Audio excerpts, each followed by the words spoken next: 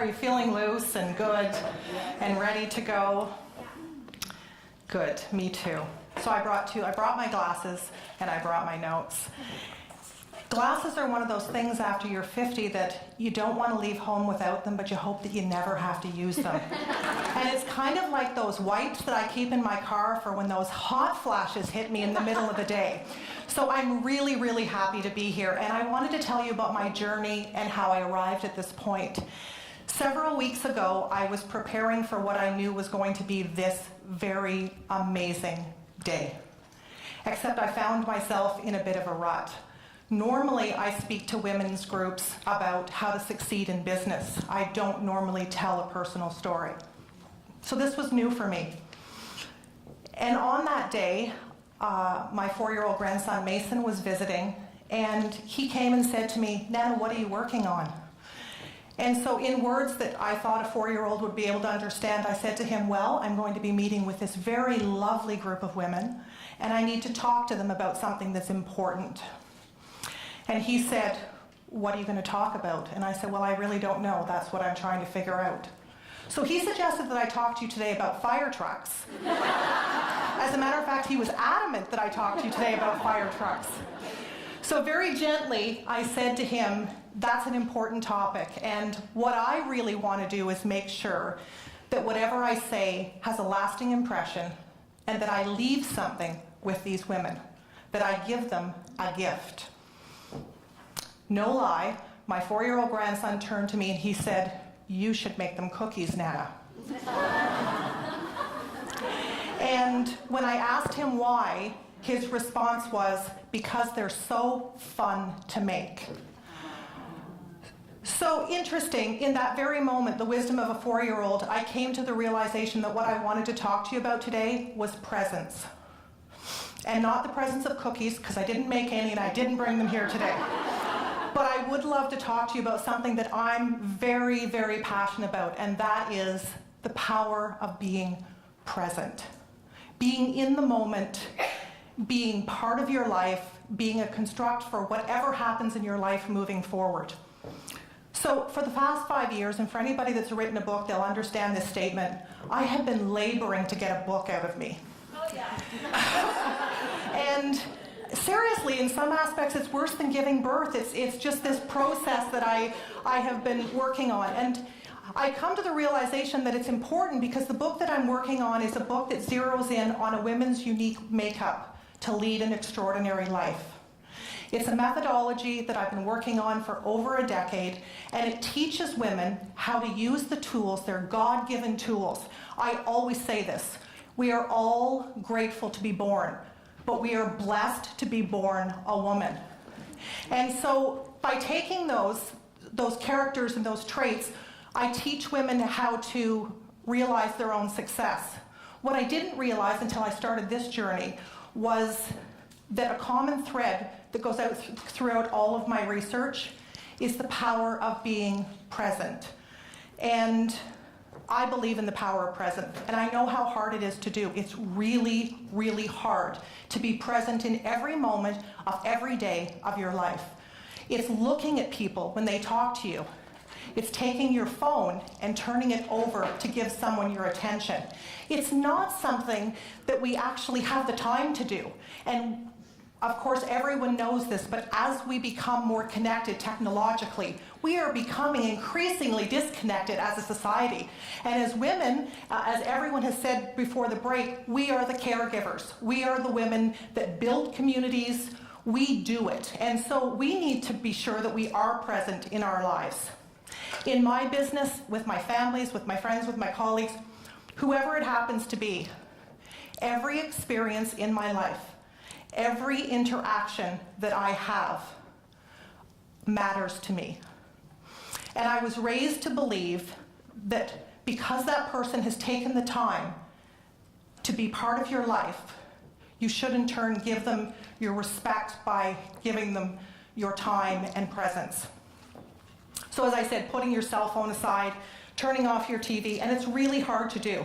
As women, we're multitaskers. So what do? We want to essentially save the world. We want to do it all. And unfortunately, we can't do that unless we are in the moment and we are present. Because as everyone before me and everyone after me today will tell you, we can't do it alone. It is true that it takes a village. And as women, we're very strong women, so we have that ability to affect that change. As women, we are nostalgic. So we think and we focus on the past. What happened? I could have done it better. Why didn't I do it better? Why didn't I call that person? It's past and you can't change it. As women, we are planners. So we focus on the future. How do I need to get my kids ready for school tomorrow? What am I going to do? How am I going to be successful? How am I going to make my relationships work? But as women, are we truly present? And I think that for most of us, if you really internalize and think about it for a minute, the answer would be not as much as I should be. So the majority of my research is based on a Tolstoy quote, and the quote is this: "There is only one time that is important, and that time is now, right now, in this moment. And it is the most important time because it's the only time that we have any power. We cannot change the past, and we can't predict the future. Or can we? Because by being present in the moment, having those conversations, being with the people that matter in your life, and let me say also choosing not to be with the people that are not good for your life, you do decide your future. And then obviously that affects not only your past, but everyone around you, your business colleagues, your family, your friends." So just sharing a little story. When I was 12 or 13, I stopped growing. So I was this tall. I was taller than most of the boys in school. I was definitely taller than all of the girls, and I was taller than some of the teachers. And I was this gangly, skinny, I miss the skinny part, I have to say, but the gangly I don't miss. And I was this very awkward and very shy young woman who would not speak to anybody. I was very uncomfortable in my own skin. I was very blessed to have a mother who, she's been gone now 20 years, and I still miss her every day. And I can still hear her words in my head saying to me, "Tracey, stand tall. Hold your shoulders back, hold your head up, and be proud of who you are. If you connect with people and make them matter in your life, you will matter in theirs." This was a founding principle for pretty much everything that I do and say today. However, as the years passed, and I started to struggle in a business world that was largely filled with men at that time, because we're going back a few decades, I lost my way. And what happened was, I couldn't figure out the difference between presence and being present. I was showing up. I just wasn't there. And it took me a long time and a lot of labor and deliberation to sort of get to a point where I could be comfortable with that, where I started connecting with my relationships again. So maybe you can relate to this. During those years of uncertainty in my life, this was my brain on autopilot. I would drive home and not remember how I got there. Who's done that? I would read a book and have to go back 5 or 10 pages because my mind wandered off. Okay, and as I approach this age, that does happen again, but it's not because I'm not being present. I would have one-on-one conversations. Really, okay, my time's done, but I just need a minute. Really important conversations. And I wouldn't remember what was being said.